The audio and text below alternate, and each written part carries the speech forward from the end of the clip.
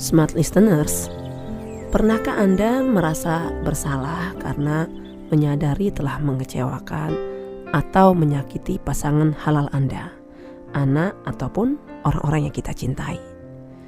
Beberapa studi memperkirakan setidaknya setiap 2 jam sehari seseorang merasa bersalah ringan, 5 jam seminggu merasa bersalah sedang, dan 3,5 jam merasa bersalah berat.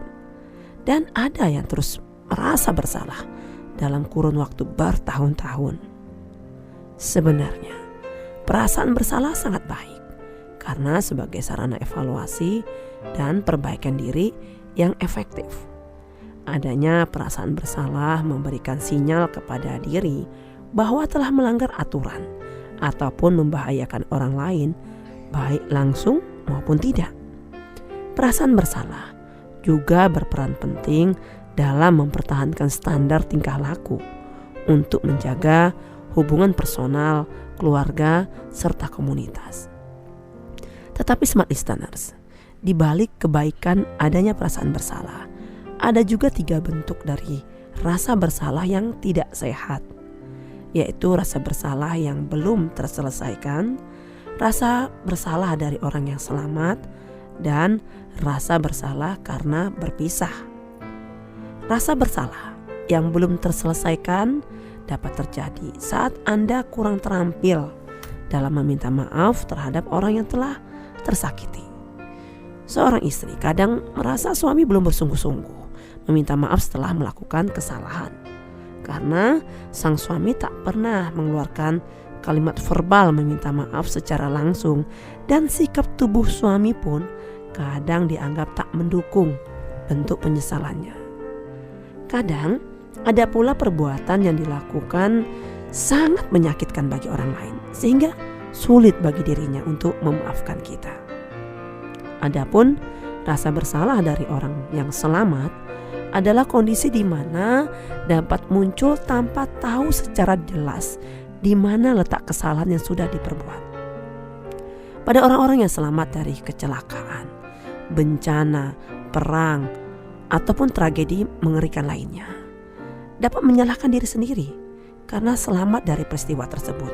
Mereka berpikir, kenapa diriku saja yang selamat, tetapi keluargaku tidak, orang-orang yang kucintaiku tidak selamat.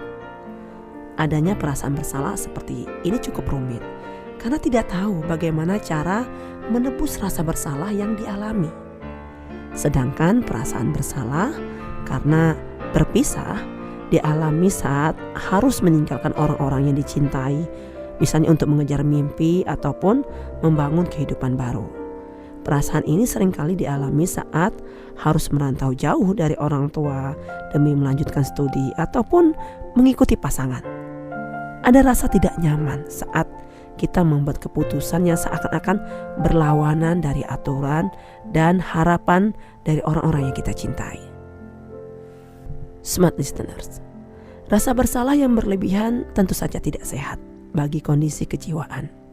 Pertama, akan mempengaruhi kebahagiaan hidup karena selalu dalam kondisi tertekan secara emosional dan sulit untuk fokus pada kebutuhan dan kewajiban diri. Saat Anda malah memilih larut dan tenggelam dalam perasaan bersalah tersebut, maka rasa bersalah justru menjadi racun bagi diri Anda.